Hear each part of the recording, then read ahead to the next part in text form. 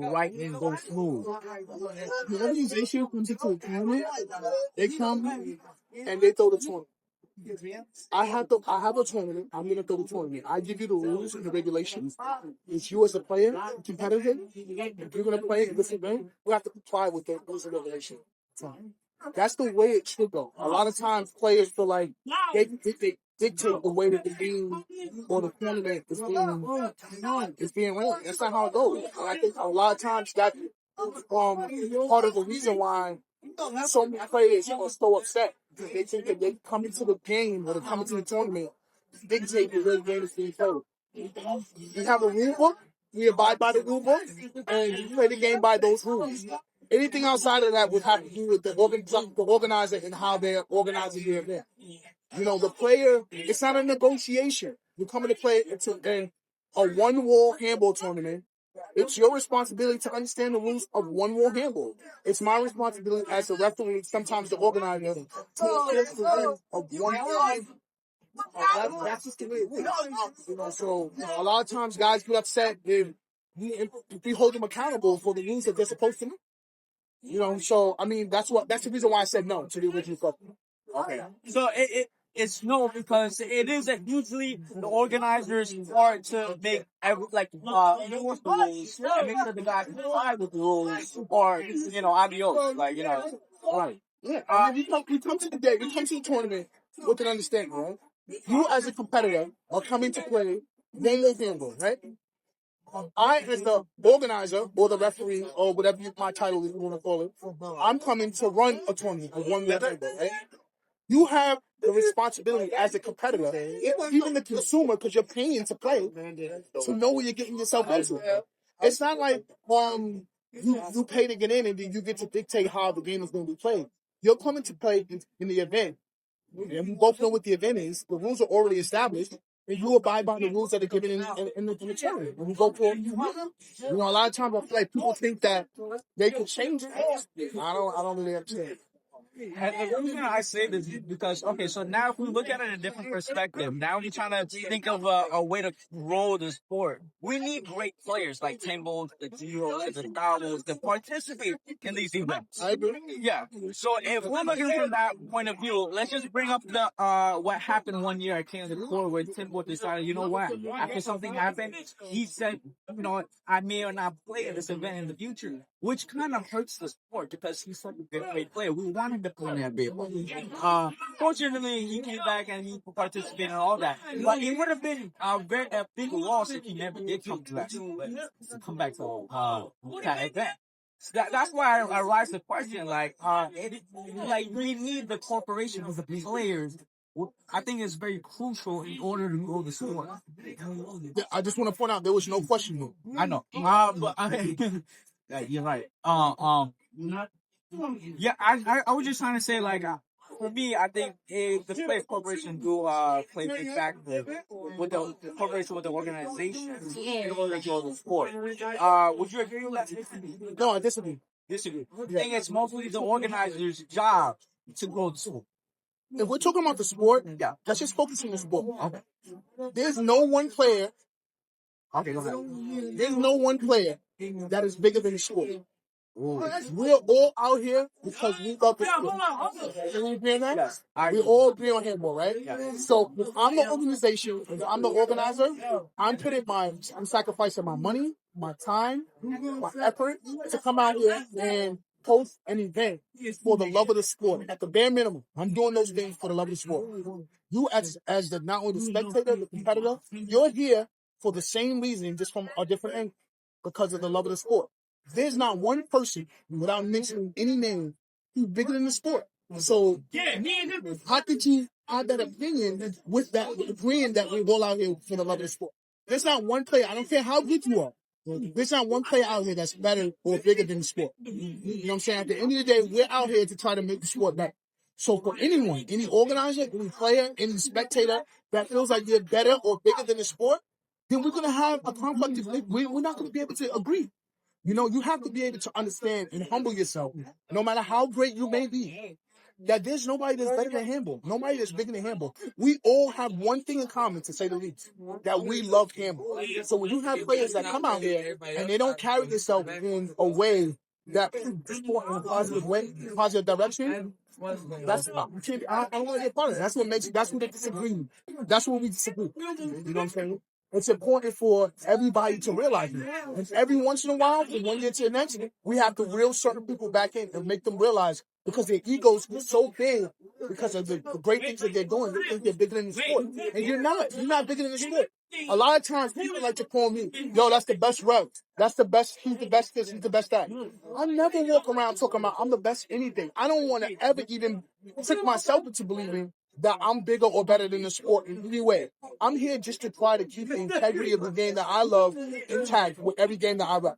And guess what? Even with me trying to do that, I realize that I'm not perfect and I'm not the best. I'm always trying to learn. You know what I'm saying? So I think it's a really good point that you bring up with that statement, because us having a difference of opinion brings to like, something that I don't think a lot of people talk about anymore. You know what I'm saying? None of us is bigger or better than the sport. We're all trying. I think we all want to see the sport make the levels that we want to see it. And sometimes it takes a little bit more sacrifice than it might take for other people for us to do that. Completely agree. Another question. So since you've been in the handball world for so long and you've been part of it, the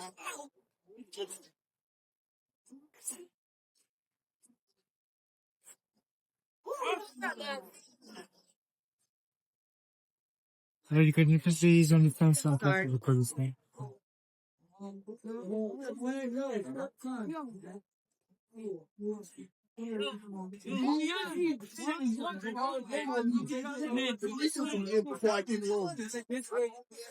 What I see, in my lifetime, in my generation, one of the things that I see holding it back is there's a variety of different things. A lot of times the guys that play, they don't know how to control their emotions. They don't know how to act professional. They don't know how to handle when things don't go their way. Outside of the game, just things are not even report. There's a lot of things that just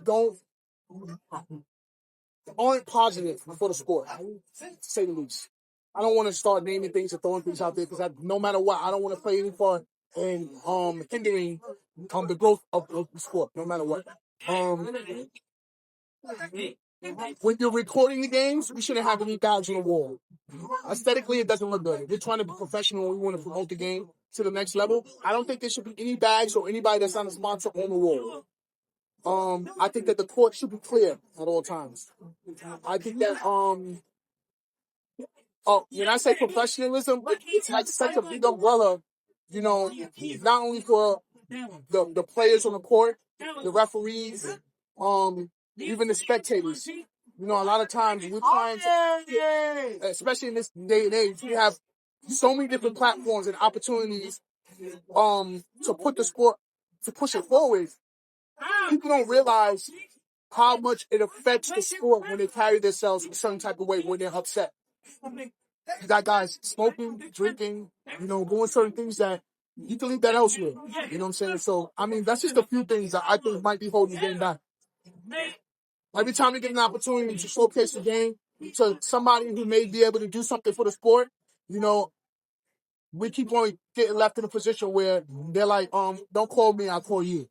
And nobody wants to hear that, because a lot of times they're seeing something that they don't want to put their name or their brand on in that moment. And it really sucks. I've had conversations, have been in the room with a couple of different people who are in a position, big sponsors, to do something for the sport. And for some reason or another, one way, we keep on cheating ourselves in the foot. Nah, trust. Larry, we want to see more DQs, Larry. No, I don't. Is okay. Do you have anything besides the things that you already named? Is there some things that could elevate the support, or is it just maybe like sponsors, like external factors? One of the main things that this is just like wishful thinking, because it's like you really got to get everybody on the same page. And what helped put the sport forward is number one, everybody opened up the rule book And if you just read those first couple of pages when it refers to integrity and character, that right there, it sounds so simple and small, but in such a big level, it will help the sport because then you would have a lot less of the toxicness, the toxicity that's in the sport. You would have a lot less of, because you would have a lot less of guys trying to cheat. You would have a lot more guys, just being honest and being truthful for the sake of the sport. Calling yourself out, rep yourself when you're playing the game. You know what? That was too bouncy. That's it. Oh, you know what? I'm sorry, I made a bad call. If you have more of that, then that will help the sport. And when you open the book, it's like right the first couple of pages is right there, and that's just one thing. It's not even a lot. To me, it's a small thing. Some people do it naturally, but some people obviously don't do it naturally. Yeah. Honestly, I wasn't expecting that answer. I think that it really great. Just learning the rules of the sport and understanding it and respecting it would not even take your game to the next level. It would take the whole sport to the next level. It would be monumental for the sport. Right? It would really, really help the sport.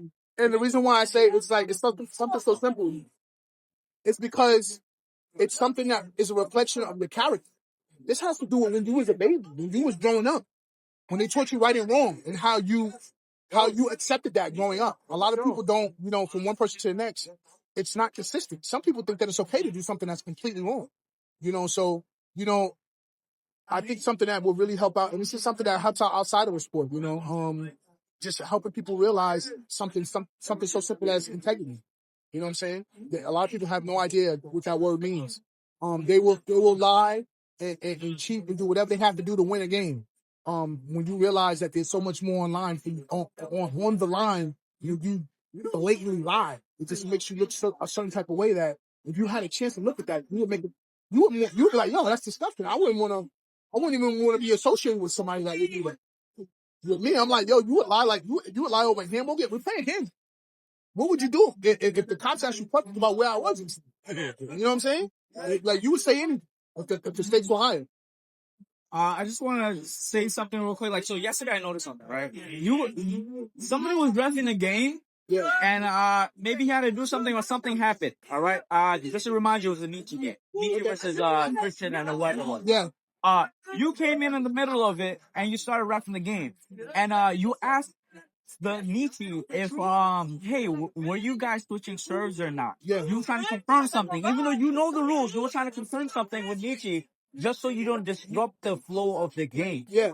And I noticed that, and I was like, oh my god, like if I don't know what else ref would have done that, because your essential thing is like, I'm not trying to control the game. I'm not trying to dominate the game. I'm not trying to do nothing to the game but appreciate the game and help maximize the players play the game. That's what we always try to do. And I noticed that, but when you asked him that, because you said, I just want to know how you guys were playing so I don't mess up your game. Yeah. Or whatever the case was. So my question is to you now is that, what advice would you give to handball refs to help them be better refs? Besides maybe just reading. This is gonna be the last question too, because this is really annoying. Okay. I'm sorry. I'll talk to you all day, but this question opens like a can of worms as to what I bring to the table. At the end of the day, I've been a player before. I've been a player, and one of the things that really frustrated me is if I was playing in a tournament and the referee was subpar, if they weren't, paying attention, or if they didn't know the rules or whatever, that's really frustrating. So whenever I play a game, I try to be the ref that I would like to have had ref in my game. I'm gonna only speak on that game because you brought it up. The game with Nietzsche yesterday, I got involved with that game because there were a lot of antics that were going on in that game that we don't want to showcase to the rest of the world. So I came and took over that game to try to minimize and get the game under control. I wanted to get the game under control and minimize the antics that we don't need. We got guys coming from all over the world to play in this tournament.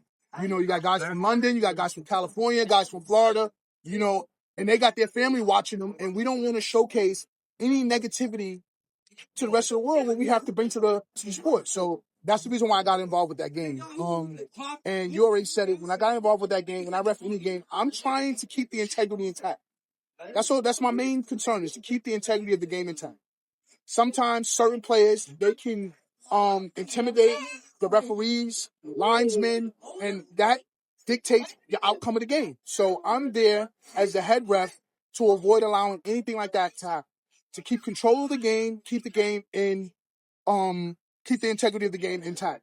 You guys, whoever's in the court, you play your game.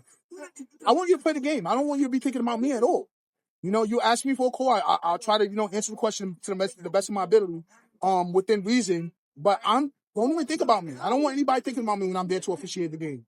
To answer your question, what do I think would make somebody a good ref aside from knowing the rules? Well, advice is to rep, to make them better rep. Make sure you know the rules, number one. Even though you mentioned that, you need to know the rules.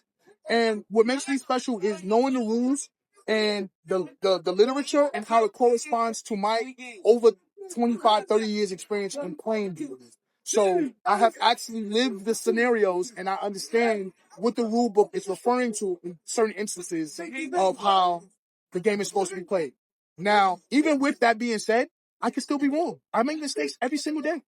You know what I'm saying? So even with me officiating, you have to be willing to admit that you don't know it all. You can be wrong. A lot of people, when they go to ref a game, they want to make it seem like they know everything on earth. They saw everything and they know everything. You can't do that because you could be wrong. And then now when you're wrong, you can't even say you was wrong because you made the wrong decision and stuck by it. So if you're going to be a ref, make sure you know the rules. Make sure you can admit if you made a mistake. At the same time, you have to try to be firm and fair. If you make a call, there's been plenty of times I made a bad call, and guess what? You guys got to take it because I made a bad call.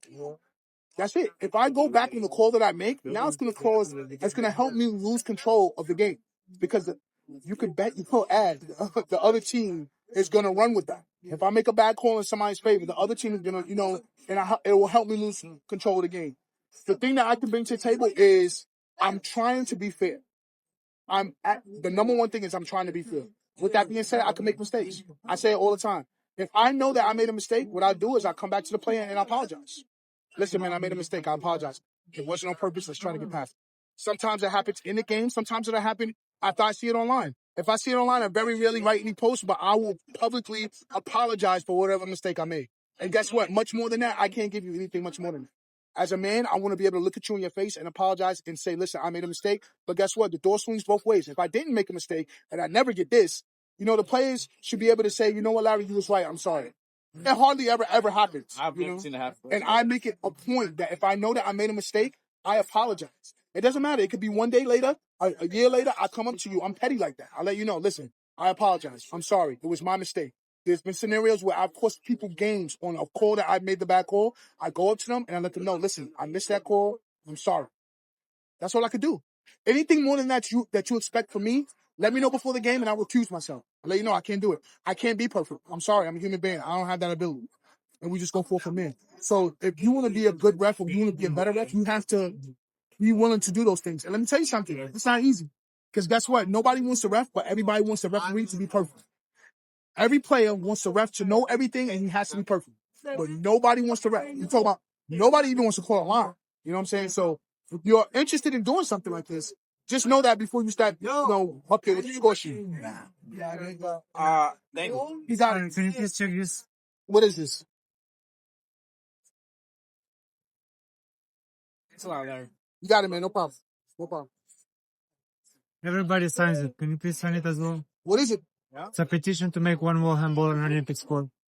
To make it, where's it at? It's on Oh, yeah, I got to do the QR code? Yes, sir. I do, but right now I got it.